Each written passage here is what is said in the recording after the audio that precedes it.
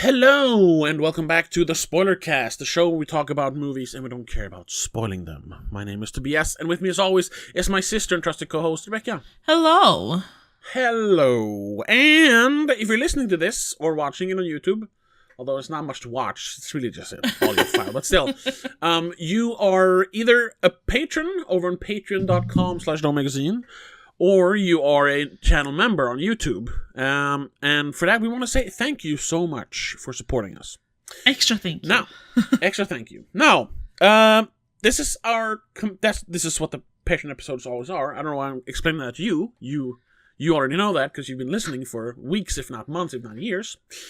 But, our exclusive if you are new here. Exactly. Our companion pieces to our free episodes, where we usually discuss a movie from a similar director, or in the same franchise, or just one that's like similar vein. Enough. Yeah. So, last week we talked about one of the best movies of the year. Yes. Maybe even the best movie of the year, I'm not sure. One Battle After Another by Paul Thomas Anderson. Based on a book by Thomas Pynchon, Vineland. And, of course, Paul Thomas Anderson, about 10 years ago, adapted another Thomas Pynchon book called Incoherent. So we thought, why not talk about that? Especially since I hadn't seen it. Yeah. And I hadn't seen it since, about 10 years ago. I think I've only seen it once since it came out, back when I bought it. So it was fun to revisit it. And I'm really excited to hear what you have to say about this notoriously convoluted movie and book. I haven't read the book, but I hear that the book is maybe even more convoluted than the movie. So let's just get right into it. What did you think of Inherent Vice? I mean, Be honest. I was constantly confused. Yes. Like, I get it. He was going places asking for information about his friend, his ex-girlfriend, whatever her name was. I keep forgetting. Shasta Faye Back Happy, something like that, yeah. Were a bunch of names. Yeah. Oh yeah, a bunch of faces you recognize, which didn't help. Because I kept going, oh, I know who you are. Oh, I know who you are. And then just go, wait, what was your character's name? Shasta Faye Hepworth, played by Catherine Waterston, right? Yes. And getting random information, tidbits and pieces from people saying where she's been or where she's going or who she's with, and it all kind of became much bigger than it's supposed to be. And in the end, I'm not entirely sure if he found Owen Wilson instead. Well, kinda. And then she just turned up.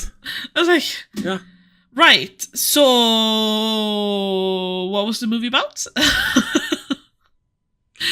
I don't know if I liked it.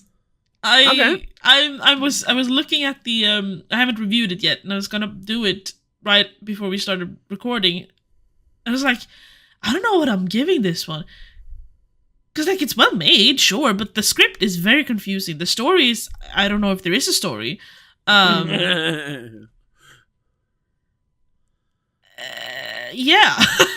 So I don't know what I'm giving this. I don't think I'm going to watch it again unless to, like, psychoanalyze every single character and see if anything of it makes any more sense when you watch it the second time.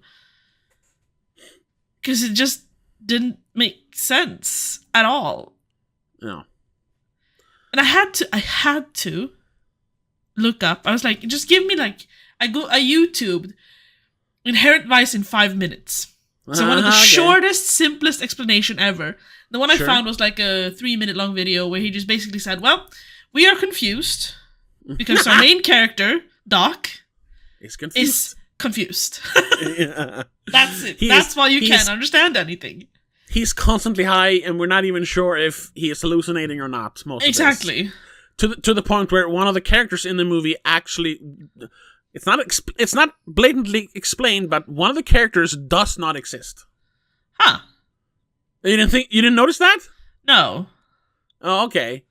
Well, getting more to that, but didn't you know the character they keep referring to as Liege or Liege? Sword Liege? Yeah. The narrator.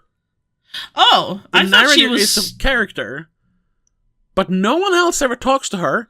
And when she's in the car, when he's going to the pussy eating place, yeah, whatever the fuck that was, where they've torn down the old neighborhood to build a new Ocean View Estates, whatever it's called. Yeah, she is in the car with him, explaining what they're about to do. But when he arrives, she's not in the car anymore, and that's what's like. She doesn't exist. I almost thought that the car ride with her in it was like a flashback, and she was someone. Well, it's supposed to be confusing, but yeah, because you see in one scene before that when they're eating pizza, when him and Dinas goes to eat pizza in the beginning of the movie after Shasta leaves. But isn't she in the what's the board game thingy where you talk to spirits called Ouija board scene as well? Isn't that her? Yes, and I know that Shasta... Oh, well, Doc mentions Sortilege to Shasta there. Yeah. Shasta never... She never acknowledges it, yeah. I just figured they were on high and just kind of... Well, that's part of it, but I'm pretty sure that Sortilege doesn't exist. Huh. She's just a voice in his head. Because she is like the voice of reason sometimes, and he does... Because she is the voiceover for us to kind of follow along, but he also talks to her at some points. Yeah, but when he talks to her, I kept thinking that's a flashback. Yeah. And she's someone who's like... She used to be his voice of reason, but since she disappeared, everything's gone to hell, and that's why he's always high and confused. Yeah. Now, the only flashback she's in is the Ouija board scene. Otherwise, she's there in the present. Okay. I think because of that Ouija board scene, I just, connected her to flashbacks and just made that up for myself. Yeah. So yeah, I'm not entirely sure what I think of this movie. I probably don't really like it if I'm being honest. Okay. It's too confusing. It's too weird. It's like there's a point where you cross the line from weird to just dumb almost. Yeah. Where it's not fun anymore. Exactly, which just it's not just kooky and weird, it's just confusing and dumb. Like, what's the point of watching this movie? I can't understand anything. And I think this crossed the line just because it is, like I said, it's a well-made movie, but it's confusing as all fuck. Yeah. To the point where I don't know what the story is, what the point is, what the message is, what not. Well, that might not be a message, but I don't get it. Okay. But, yeah. What did you think of it? Do you remember what you thought of it the first time you saw it, if you haven't seen it since? I remember that the first time I saw it, I did not understand a single thing. I was just like, what is going on? Where is... And it's very confusing that you're not... Sometimes, especially the last scene with Shasta, where she just appears again in his car. You're like, what? It was very hard to follow along, and therefore I like you, felt very torn on it, because and back then, of course, I wasn't as good at analyzing film, but thinking about it then, I still appreciated the directing, all the technical aspects of it, because it is a Paul Thomas Anderson movie. It's beautiful. He is such a good director. Yes. That's and watching it now, that is very clear. Every scene is a delight to watch in and of itself. It's when you string them together when it can become a little frustrating, because it's very confusing. Yes. But I think you can agree with that. Each scene is amazing. If you separate them all and just watch them on their own, yes, they're great. Yeah. And you even understand kind of what's happening in the scene. But as soon as you try to connect them all, they're it's huh? What? Yeah. What's with the teeth and the dentist and the Golden Fang gang or whatever? What? Well, that's where watching it again and doing a little bit of googling to kind of confirm my theories, that I don't fully, I can't say fully grasp it. No. But there is a lot, sort of a logic to the plot. Okay. So first of all, it's not supposed... Do I need to take notes here? Or? No, it can be explained pretty simply, actually. Okay. It's just intentionally confusing for thematic purposes. Okay. I know that sounds very pretentious, but yeah. here's yeah. I'm not sure where to like begin, but because it is fun because this is why I do the podcast, because I want to help people understand and appreciate movies that might be harder to appreciate than the average Transformers or Spider-Man or whatever. Yeah. Because it actually made me think a lot about One Battle After Another, how, while not as convoluted as this, there's a lot of moving parts in that movie. Sure. But ultimately, it's just about family values, basically. And I mean, we talked about that all the political stuff and back and forth and your allegiances to different groups and whatever, but in the end it's about protecting those you love. Yes. And finding sort of an emotional anchor in a very chaotic world. Yes. Yeah.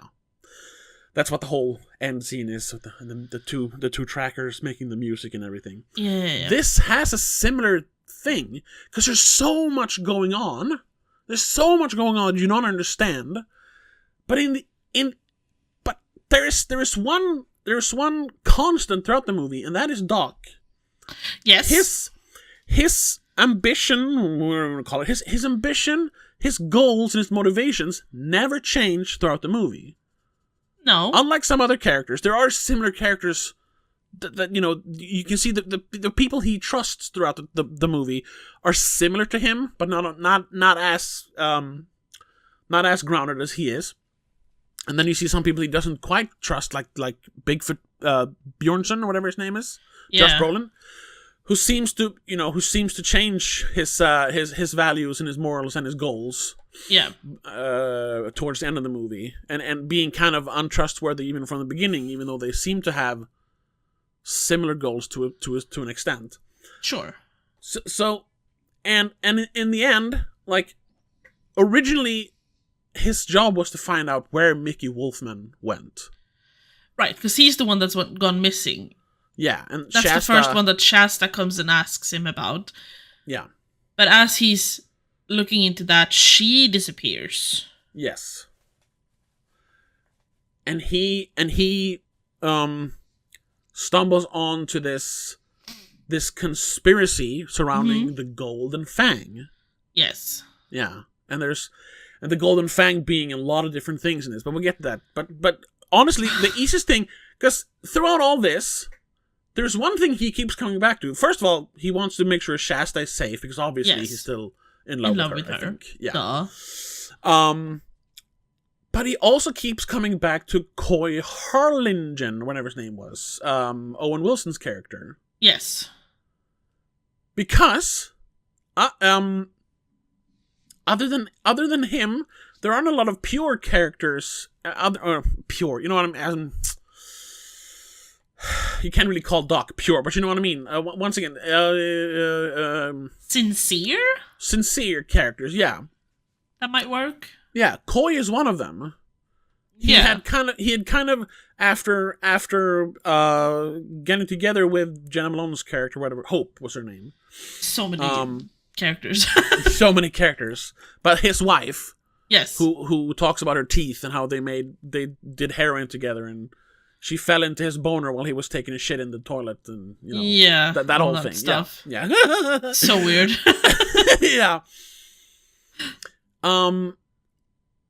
Every time he talks to Coy, after finding out that he isn't dead, he's actually working as like an inside man for the government or someone. Right? Yeah. Yeah.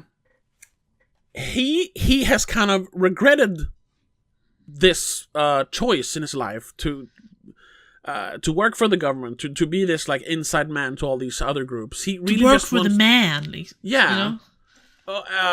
What he really wants to is, he misses his family. He wants to get back to his family.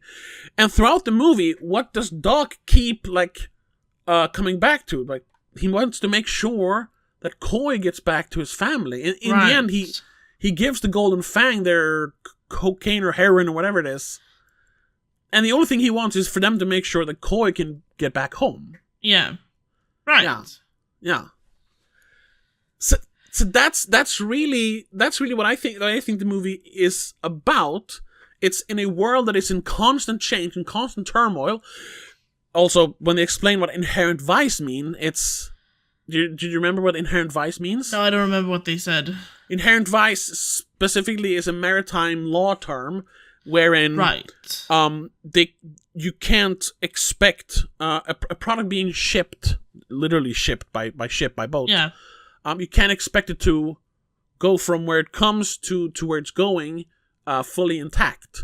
It's going to deteriorate in some way. Yeah. Like when they shipped, blocks of ice back in the day. It melted a little bit. It melted a little, even as much as they tried to, it was going to melt. There was inherent vice. There was an inherent flaw in the system. So you can't just, whoa, it's melted by 10%. I'm only going to pay you 90. No, that's... No, you pay for the loss as well. Yeah. And that is what inherent vice symbolizes here is America in flux, in constant change, going from the the hippy dippy carefree 60s into what I would still consider the 70s a pretty great time, but and I would say that the 80s is when it really started breaking down. But even in the 70s, you started seeing a change from hippies to more establishment capitalism taking over. Yes. America is in a state of inherent vice. It's a system that is breaking down. Like that's an inherent flaw. And that's represented in the Golden Fang, who is just... The Golden Fang is this nebulous term, or if you will, a syndicate, which they even call it a syndicate. They call it a syndicate, yeah. Yeah. That has infested every aspect of America, of capitalism. Yeah. It is capitalism. Yes. It is literally a boat that is shipping drugs from Indochina to America. Yes. But it's also then it is this group of dentists who Martin Short's office. Yeah. And their tax evasion, legitimate tax evasion thing going on there. Mm-hmm. It's also a way for them to launder the money being brought in from the drugs. Sure. Because they have legitimate businesses. Chris Kylodon, the place where the goof farm, whatever they call it, the mental institute where he finds Mickey Wolfman, is when he gets there he realizes it's owned by Golden Fang Incorporated. Yeah. Yeah. So the simple explanation is kind of lost here, by the way. I know, but I wanted to explain. The literal plot is that there is a rot in the system. Drugs comes in by the literal Golden Fang boat. It is taken care of by the Golden Fang Corporation. Yes. Distributed by drug dealers, but also by obviously the dentists. The Golden Fang dentists. Yeah. And remember how Hope talks about how heroin is literally like a vampire sucking the calcium out of your teeth. That's why you have bad teeth. Yes. Called meth mouth sometimes. Yes. Yeah. It's creating the problem to be able to be the solution to gain money from it. Yeah. And then since they own the mental institute where they send people who can't, get off drugs, they make money off of addicts that way as well. Yeah. I mean, that's why it's called Chris Kylodon, animal teeth, right? Or predator teeth. That's why it sounded familiar. Yeah. Yeah. So it's a metaphor for the American capitalist system, or like just the American system in general, because every part of the American system is built to break you down, so you have to seek help from the system. Yes. Yeah. So that's what's happening in America at this point. Yes. And that's why everyone in some way, in any little way. Even the black guy who wants to find the guy who just turns up dead. That has nothing to do with anything, but he's still involved, and he gets killed off because he's even just adjacent to a problem that might fuck with the system. Yeah. That's why the Golden Fang, when Wolfman wants to just he wants to give away all his money because he realizes that he is part of this issue, this evil circle, rotting system. They just go, oh well, he's crazy. Put him in Chris Caledon and we'll reprogram him. Yeah.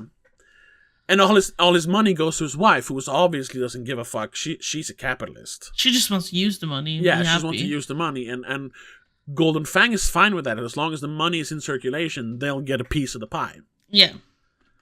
And throughout all this, Doc has no part in it at all. No. Willingly or unwillingly, doesn't matter. He does not take part of it. He runs into it sometimes. Yeah. He runs into it without fully understanding it, but also not taking part in it. Exactly. There's a couple of times, like in the end when he talks to what was his name? Japonia? The girl he's looking for who turns up at the dentist's office? Japonica. He talks to Japonica's dad, because he's part of Golden Fang, of course, to make sure that they get their drugs back. Because Bigfoot planted it in Doc's car. Yes. And they're like, we're willing to pay you a handsome sum to get our stuff back. And he's like, how about you help me with this thing instead? Yeah. Get Coy out of being a deep cover agent or whatever. And then it's like, and you sure don't want any money as well? And he's like, how much could I ask for without without you being indebted? Yeah, without losing my moral standing with you. He's like, you lost that a long time ago, because he doesn't care for Doc's freewheeling style. Yeah. You're not part of this system, therefore I do not wish to involve myself with you. Exactly. Unless I can pull you into the system. But he can't. So that's what the movie is about. Finding and sticking to your morals in an ever-changing, rotting system. Yeah. Okay. Sure. It's just a very convoluted way of saying it and showing it. I mean, there are literal scenes where I don't understand how he ended up where he ended up. Ha! Which one? Specifically, when he goes to that what was it, the pussy eating thing? Yeah. And he kind of falls, and then all of a sudden he's outside in the desert next to a dead body.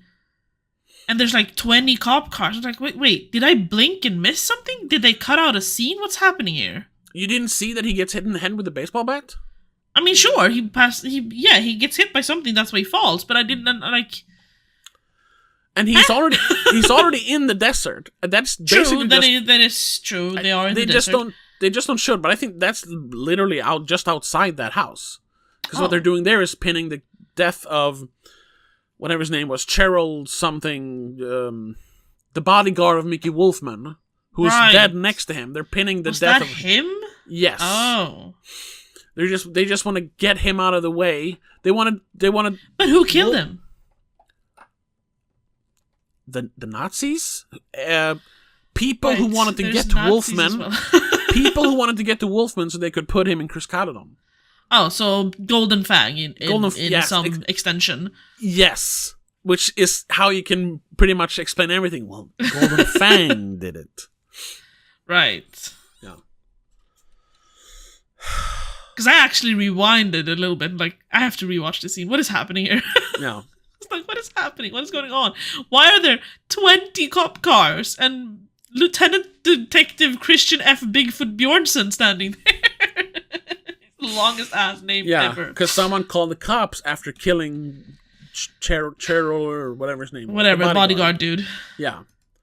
So they could pin it on Doc. Yeah, okay. Larry okay, Doc's fine. That kind of makes sense. Yeah. Kind of. In the end, though, that's not important. No. What is important is to understand that the whole system is collapsing from the inside. Yes. Because of the Golden Fang. The Golden Fang being capitalism. Yes.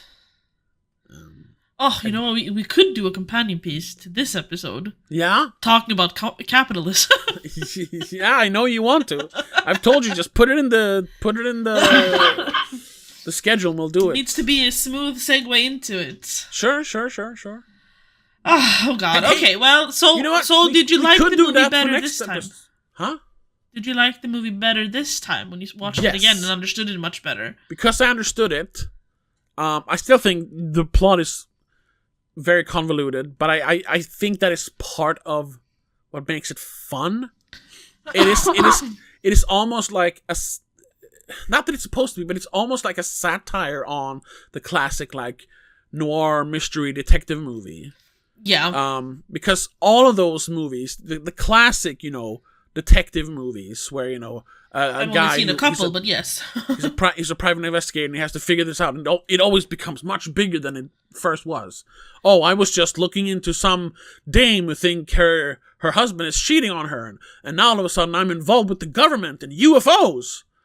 Yeah, or the one we watched where he gets framed for murdering her or something. Which one? What are the old one? Black and white. It was not not this year. It was last year, I think. No, Outlaws and Angels. No, that's not it. No. Sorry. No, that's not the one. Detective story. Oh, whatever. It's something we watched. Okay. Where in the end, the detective was framed for killing the girl he was helping and accidentally fell in love with. Wait, what is this? Now I need to know, because I don't recognize that. Oh my lord. But I was going to say, it's very reminiscent of one of the most famous detective noir stories, Chinatown. Yeah. I don't know, have you seen Chinatown? I think I've seen it. At least we've talked about it. Oh. Chinatown, Double Indemnity. To a certain extent, you didn't see this, but I watched it last year, yes, before. Pool Man. Bad example. But it is it follows the same formula where it just becomes a much bigger thing than it was initially, or which I think this also is very Inherent Vice is very takes inspiration from, or the one I don't know when the book is written, so I might be wrong there. The Big Lebowski, which is a noir mystery, true, but the guy in the middle has no idea what's going on because he's just like hanging out, man. He's very, very similar to Doc Sportello. In that he never sacrifices his morals or his ideals when everyone else does it around him because of all because of what has been going on, all the money that's involved. He's just like, whatever, man. The dude abides. It's kind of similar. Yeah, no, I'm listening. Are you finding it? No, which is annoying. A black and white movie where he's trying to figure out the death of a girl and then he gets pinned for it in the end. No, he's hired to. Is it Vertigo? Ah, yes. It's not black and white though. No, it wasn't black and white. I just remember it being old. Yeah, well, yeah, similar to that. Although that one isn't the. In the end, he gets framed for killing her, right? Or they try to. No, they... Isn't that the one where she falls from the clock tower? Yes. Yeah. But that's the thing. They want to stage the guy's wife's death so he can inherit her family fortune and shipping company. And they need a credible witness to her death. Him, a detective, is always, obviously. Yeah, and he's a perfect... he's a perfect stoolie for it because he suffers from vertigo, so he can't follow her up the tower. Right. Because he's scared of heights. So halfway up, he freezes and just sees a body fall off the tower. Yeah, that's the movie I was trying to get at. Yeah. It's similar. That one isn't as much of a conspiracy, but there's definitely similarities. Convoluting and messing with things. Yeah. And that movie Okay. turning into this toxic romance instead. Yeah, that too. A question about Doc. Is he actually a doctor? Because he's taking notes as if people are like at a psychologist's office, but I'm not entirely sure because I mean he's high when he's talking to some of them. I don't know if maybe it's expanded in the book. I think he just calls himself Doc because his private investigator's office is in a doctor's office. He's just rented a doctor's office. That's why he has the receptionist and funny gas from them. he can get laughing gas, and and maybe it's like he technically has a doctorate in something, so that way he can rent that space or something. That's just why he calls himself Doc. I think. Yeah, it's a funny thing. It's his nickname. True. Yeah. No, I just had to double check. Yeah. Same with like the guy in the police station. When he gets arrested by Bigfoot, there's another cop or lawyer, I'm not entirely sure, sits down next to him, is like, and the Bigfoot tells him like, but this isn't your kind of case. This has nothing to do with maritime law. Yeah. Yeah. That's Benicio Who the fuck was that? That's Sensei. Was it? Yes. I thought that was a different character. No, I mean Sensei from One Battle After Another. Yeah, no. Yeah. No, I thought that was someone else. No. That's I forget. They only mention his name like once. I don't even remember what his name is. Sancho Smilax, Esquire. Sancho. Yeah, exactly. Sancho. Yeah, Smilax. He is just once again another friend of Doc's, because that's what he says. Like, when he kind of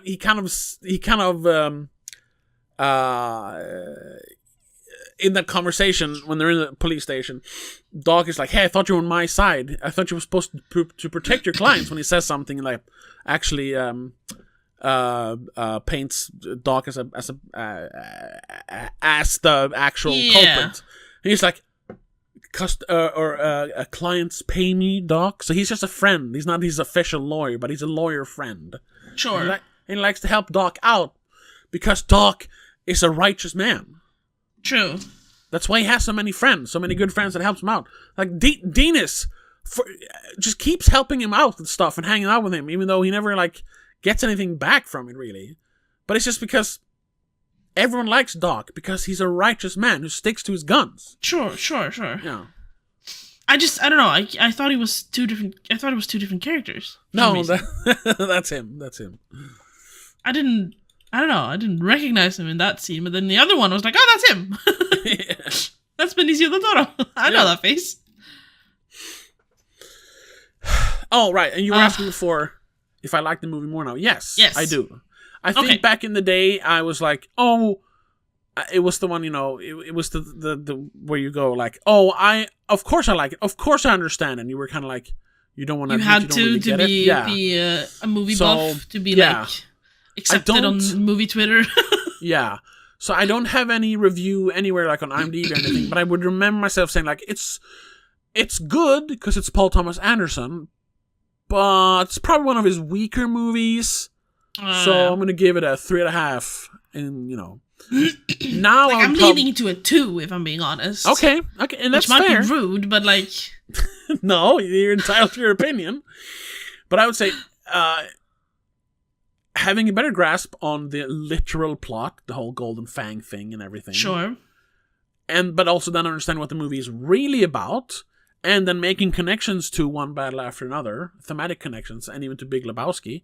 And even to this movie I recently saw, I think I saw it yesterday, called The Tao of Steve, which is also about that's a romantic comedy, so it has nothing to do with this. But it's about a person who is very steadfast in his morals and his ideals, even though they are slightly immoral. You can always count on him sticking to his ideals, and I realize I like that kind of character. I kind of already knew that, but I hadn't really connected it on that level. So I really, really enjoyed it this time. And watching it more critically, especially how good it looks. How fucking great Joaquin Phoenix is in this movie. My God, his face. Well, that's like the biggest plus. Like the acting is all phenomenal, basically. Yeah. Like I'll dock some points for it being way too. It doesn't have to be this convoluted, even though I think that is intentional. Intention is supposed to be weird. You're supposed to be confused, so that in the end you say, "Forget all that. How about I just try to help my friends instead?" That's what they're trying to get across. Sure. But, yes, but it gets very lost in the thick of it all, kind of. Before you, as an audience member, arrive at that conclusion, you're very confused. Yeah, and some people might not even reach that conclusion because of that. So I'll dock some points. So yeah, I'll say it's a 4 out of 5. It's an 8 out of 10. Yeah, no. I'm still leaning on a 2. I'm like, this is where, like, it's almost too pretentious, even though he's not trying to be pretentious. Yeah. But it's that kind of vibe to it. Like, you're trying too hard to be something that only a few people will understand, even if it's not to be like, oh, elitist or anything. It's just, it's too confusing to be a good movie. Yeah. I get that. And I mean, I realize that I'm not the only person, because I've seen comments on videos and stuff that are like, I don't understand what the point of this movie is. But also, of course, there's a lot of people who won't really admit to that. So if you look at, like, the reviews on IMDb specifically, I'd say they're all kind of like, it's confusing, but it's such a good adaptation, or it's such a good movie. It's I understand it, but it's hard to explain. Yeah, that kind of thing. It's like, shut up, dude. You didn't understand it. But someone is giving it 7 stars out of 10, and the headline is, even after 2 viewings, this is the Paul Thomas Anderson film that I've struggled most with. Then why is it a 7 out of 10 if you're struggling with it? Well, I could see it this way then. Well, maybe it's a little part he wants to make sure. Well, I'm good at movies, so I'll give it a little higher score. But I also think that even though this is confusing, and probably one of his weaker movies, but as we said last week, even his weakest movies are still good. Sure. But, like, he ends the review with saying, it's certainly a film worth seeing, but for the first time with an Anderson film, I felt locked on the outside looking in, feeling a little sheepish and a little dumb.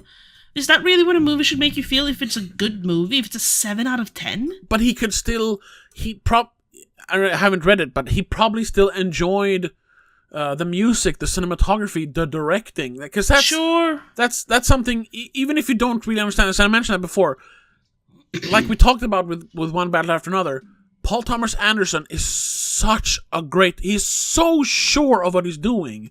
True. He knows in every move he makes, with the camera, with his actors, with the music, with the editing, it is so on point, I think, on a technical level.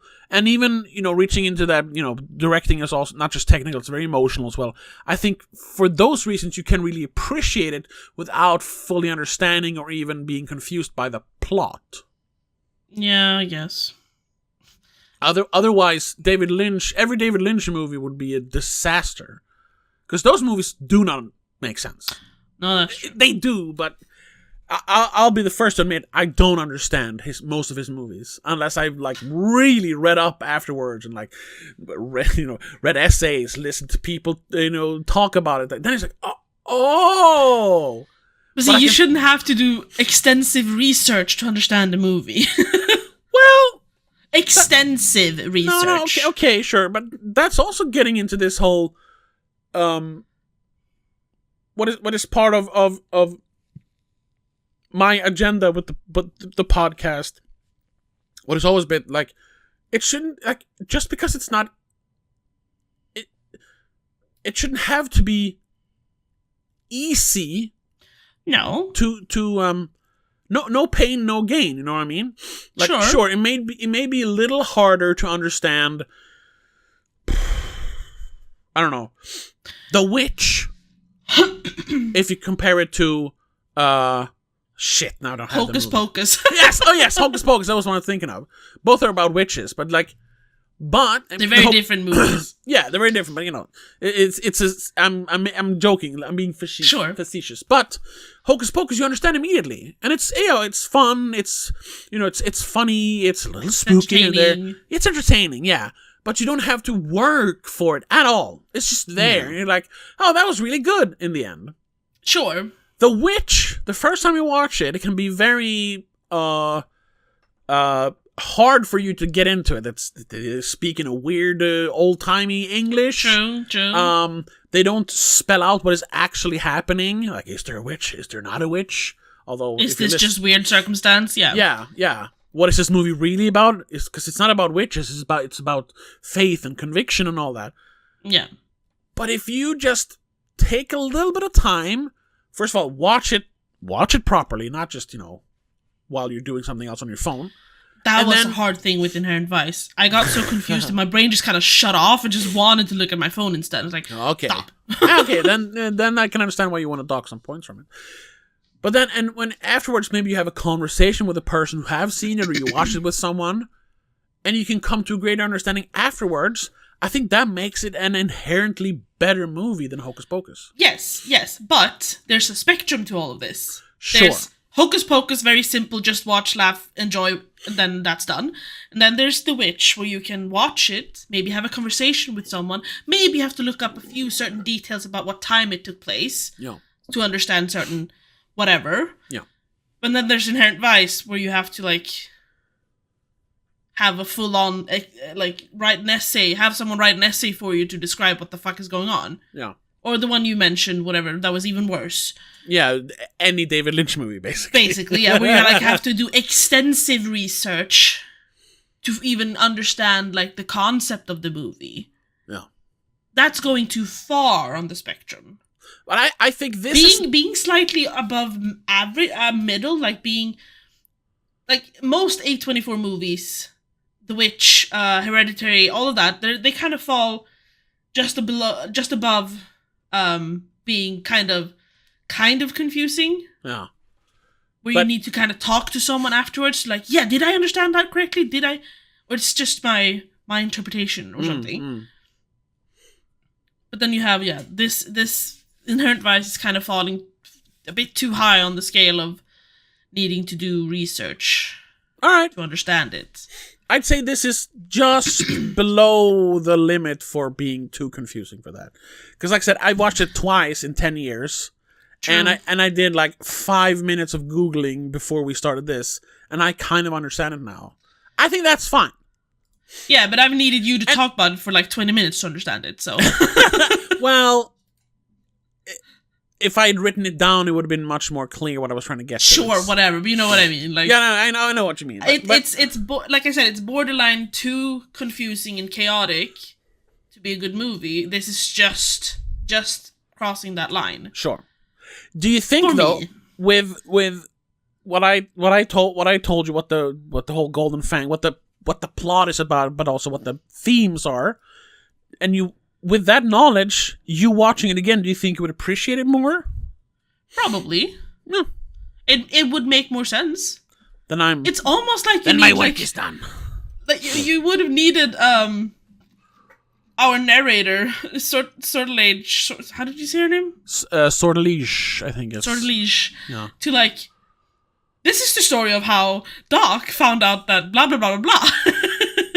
Start the movie with that. No, I'm joking, but because kinda. That's no fun. That ruins it a little. Yeah, no.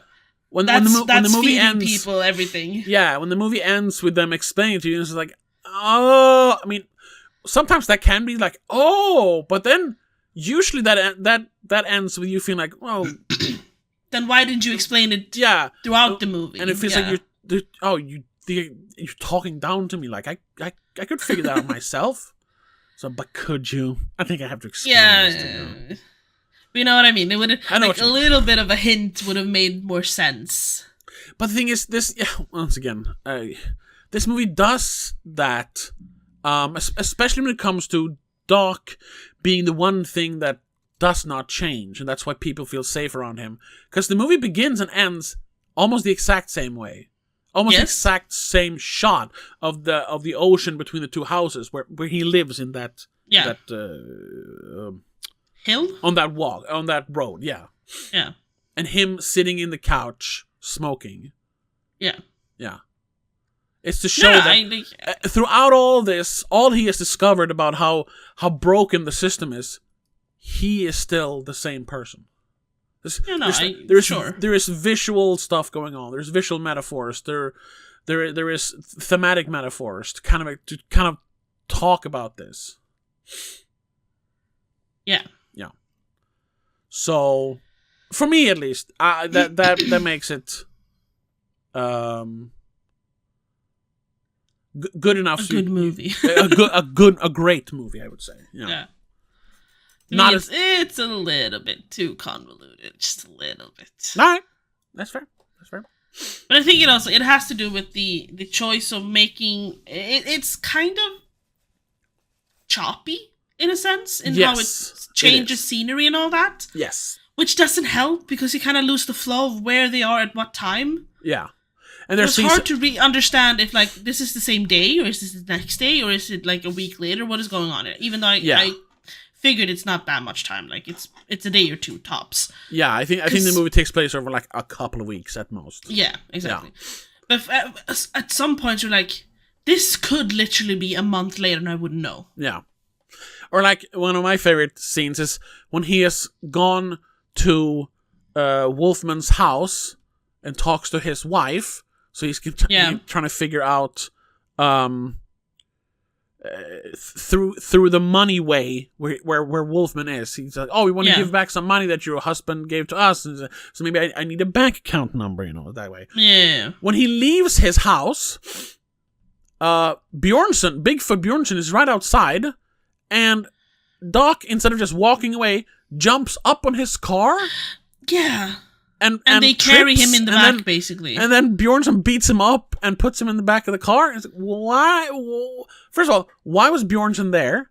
Yeah. And why was Doc thinking, like, if I jump over his car, I can get away from him? And why does he want to get away from him? He does have... I don't know if that scene is before or after now, though. Because there's one scene when he's walking up to the police house, or the glass house, or whatever they called it. Yeah. And he's like... He gets tripped by the first couple of cops that he walks past, so then he starts veering and taking really big turns to avoid the other ones. I guess is that before or after? Kind of the same thing, I guess. That's before. Yeah, so I'm guessing it's the same thing. He doesn't want to walk past a cop, so he'd rather, like, jump over the car to see if he can avoid them somehow. Avoid being beat up by Bjornsson. They explain that's their relationship, basically. Yes. He kicked down Doc's door and, like, pound some information out of him. Yeah. I guess I'm guessing that's it, but it's all, again, it's kind of like... And you could explain it as... explained? Because they do explain later in the movie that all the cops are there. They're there to find out where Wolfman went. True. But they're also just taking advantage of the wife's uninterest in actually finding out who Wolfman is because she put him in the loony bin in Chris Caledon. Yeah. So they're just hanging out, all the cops are like grilling, swimming, hanging out. Yeah, they don't give a fuck. Employees. So maybe Bjornsson is there because he's also a cop, Yeah. But he's a little bit on the outside because he still has a little bit of morals left, but not really. Yeah, he won't use that kind of opportunity, but he's like, I'm gonna be here in case something happens here, And then he sees Doc, and he's like, you, basically. Son of a bitch, what are you doing here? This is my lead. Not for any specific reason. He's just like, I'm gonna beat you up because I don't like you, hippie scum. Is that when Doc goes into the closet and finds all of the ties? Yes. And lose. That scene confused me as well. I didn't understand that part. Like, what is going on here? Well, why does he have ties with all his girls painted on them? Because because that's the thing. It's like writing down a book with all the people you've slept with. It's a thing. It's not supposed to be anything more. It's just he's an asshole who sleeps with a bunch of people, even though he's married, because he sees women as objects, as conquests. True. So then but he's a rich guy, so he doesn't just write them down in his little black book of bitches. He makes ties out of them. He makes them specially made ties. He makes them pose for a tie maker so they can make ties for him. Because he's an asshole. A weird detail. Yeah. And Doc, He's just a guy. So he sees a naked lady and goes, oh, I need to investigate lady. further. Yeah. When he keeps going to the black chick, oh. It's just like So weird. Oh. Because he's just a guy, you know? He's just a dude. Guys want to get girls, you know? Guys are guys, dudes are dudes. Yeah. He doesn't have any ulterior motive like everyone else, like the Golden Fang has. He's just a guy. Yes. All the dudes in this movie are just dudes being dudes, basically. That too, but they're also working to suckle off capitalism's teeth, and he doesn't. Yeah. But they all get distracted by naked ladies. Yes. Jesus Christ, there's a lot of naked ladies. Yes. But it's also the groovy 70s, so, you know. Everyone was free and happy, yeah. Yeah. I mean, the Summer of Love was literally the year before, so. Yeah. No. Oh. Yeah. One more thing, though. Did you find the movie funny? Because I laughed a lot. I mean, funny, but not laugh out loud funny. Okay. Because I probably laughed 6 times. It's 2.5 hours. It was more like laughing at their confusion or my own confusion. That too, yeah. And a little bit like laughing at misery sort of thing. Yeah, but there was one. But it wasn't like, oh, this is just funny, ha ha ha. No, it wasn't really that way. There is one scene. I even forget where they're going, but it's Bigfoot and Doc in the car.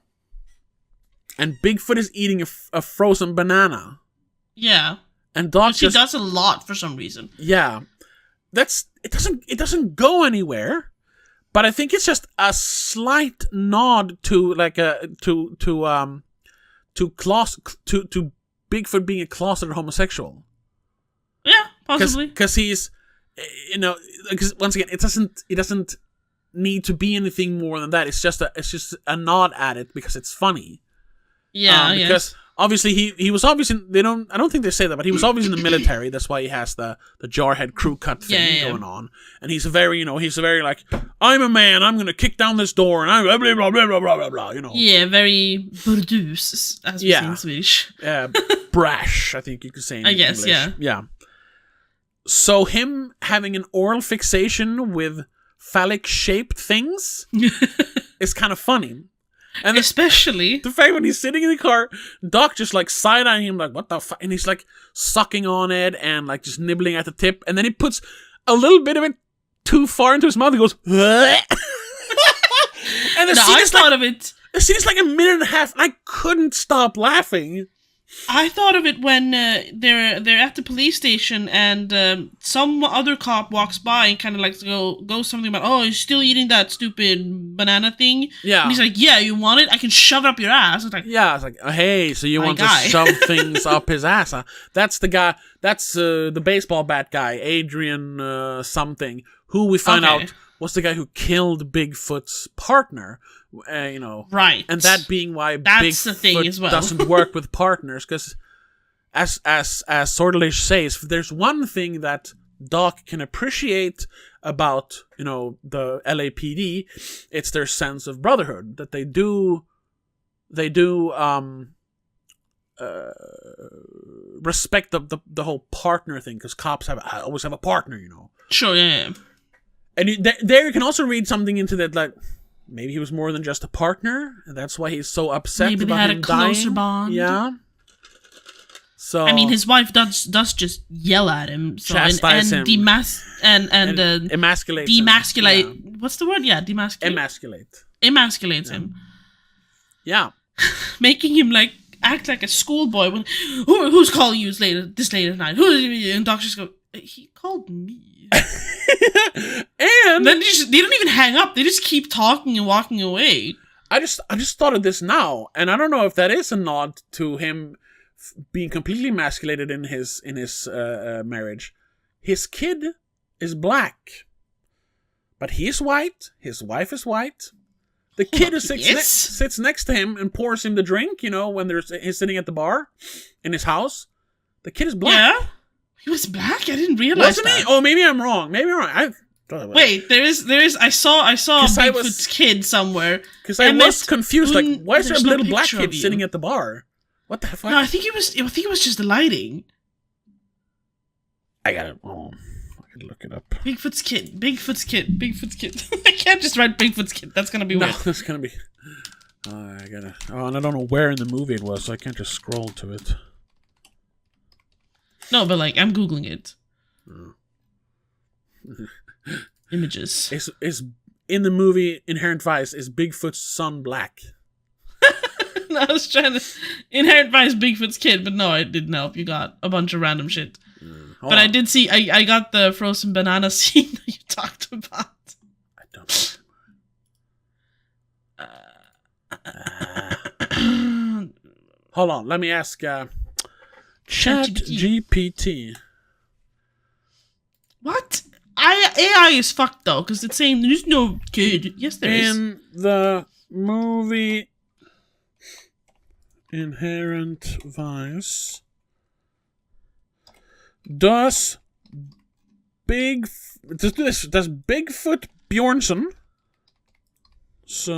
have a son? Yes. Yeah. In Inherent Vice, I'll turn the movie off. In Inherent Vice, Detective Christian Bigfoot Bjornsson, played by Josh Brolin, does have a son, though he's never shown on screen.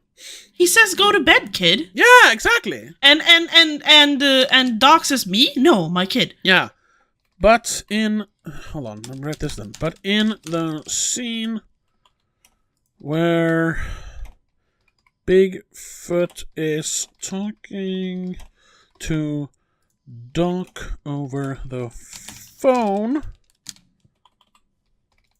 there is a little kid sitting on Bigfoot's bar, pouring him a drink. Is that not his son? That not his son? Great eye, that's a detail a lot of people miss. In that scene where Bigfoot is on the phone Doc, there is indeed a little boy sitting at the bar with him, pouring him a drink. It's a surreal, darkly funny moment, and yes, that boy is most likely meant to be Bigfoot's son. Here's the thing, Paul Thomas Anderson never explicitly confirms it in dialogue or the credits, but the visual language strongly suggests it. In Pynchon's novel, Bigfoot's family, his wife and young son, are explicitly mentioned as part of his square life, one that feels at odds with his neurotic performative cop persona. PTA seems to nod to that here by having the kid quietly appear in that domestic setting, mirroring Bigfoot's own contradictions. Okay. Okay. But I have a different... Because although usually AI will agree with you, so because they don't want to like start a fight.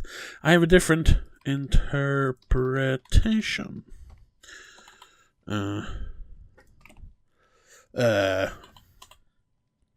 That kid is the product. I found it. Oh, okay. It's at 1 hour 25 minutes. Oh, is the kid black or brown? It's hard. It's hard to tell because of how dark the scene is. But he could be darker skinned. I wouldn't say black though.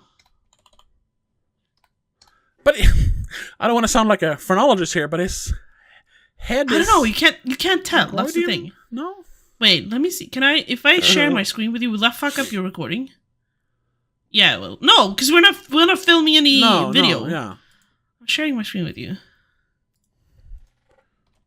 You see that kid? That's a black kid. Is that black kid? He's got curly hair. You know, he's black. Look at him. That's not a white kid. I'm sorry. I don't know. He has brown skin, Rebecca. I thought it was just the shadow because he was opposite of the light. But I don't know. Listen. Not trying to be racist here. Look at him. He could. Oh, yeah, no, sure. I guess he looks black. There is a way you can tell. And I'm not trying to say specific things, but even just you can tell even beyond skin color when someone is black or white. Yeah, that's a black. Do we see him any better? I don't know. There, look, he's black. Yeah, he is. Black. Yeah, no, he is. Yeah, black, you know what I mean. I guess he's brown. He's an African American. So yeah, maybe that's not his kid then. Or not his kid. Yeah, exactly. It's a product of infidelity. Yeah, not his kid. But he doesn't seem to care. Or worse, like no, they don't mention it. He could also be adopted or something. But if my theory is gonna work, sure, it has to be that it's a product of infidelity / cuckoldry. Infidelity. Yes, no, I get it. Well, that has nothing to do with the story of the movie, though. No. But it adds to the character of Bigfoot. That he might have turned to his partner, as a shoulder to cry on or whatever, because of how his domestic situation is. That became something more, and that's why he was so upset over the death of his partner, and why he likes to eat frozen bananas. And also is so rude and harsh and rash to people. Because he needs to hide his homosexuality. Yeah. It doesn't add to the plot, but it adds to his character. And that's ultimately what this movie is. It's not a plot-driven movie. It's a character-driven movie. Yeah, but there's a lot of characters, though. Yeah.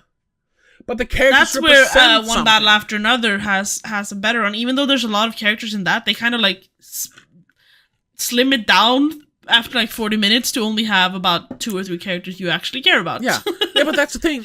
There's only like a couple of characters you have to care about in this as well. There's Doc, there's Shasta, there's Coy. That's about it. And I guess Coy's family, Hope and Amethyst.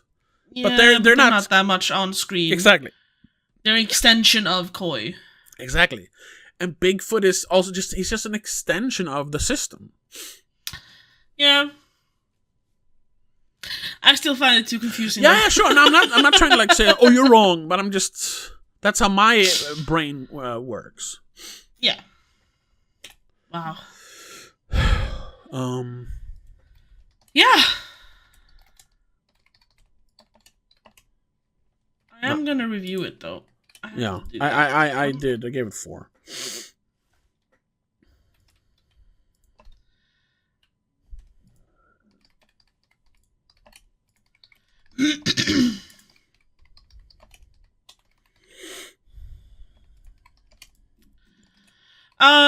But yeah, I don't think I have anything else to say about it. Are we? Yeah. Rounding it off? I think so. I mean, we have over an hour, so that's fine. Yeah. I mean, if we start talking about capitalism, that's going to be another hour, so no. Yeah, but I was going to say, if we do the long walk next week, which is still the plan, that definitely that deals with capitalism as well. Capitalism in a broken system. We could do talk about my questions on capitalism. Yeah, we could do that. Yeah, for the companion piece. Yeah, maybe. Yeah, but that's for next week. Yes, exactly. If you want to find out what we choose to do, you have to check out next week and all that stuff. So for now, once again, thank you so much for listening or watching. Thank you so much for supporting us. And yeah, our next free episode will probably be the long walk. We might change it up, but if we don't find anything better, we'll do the long walk.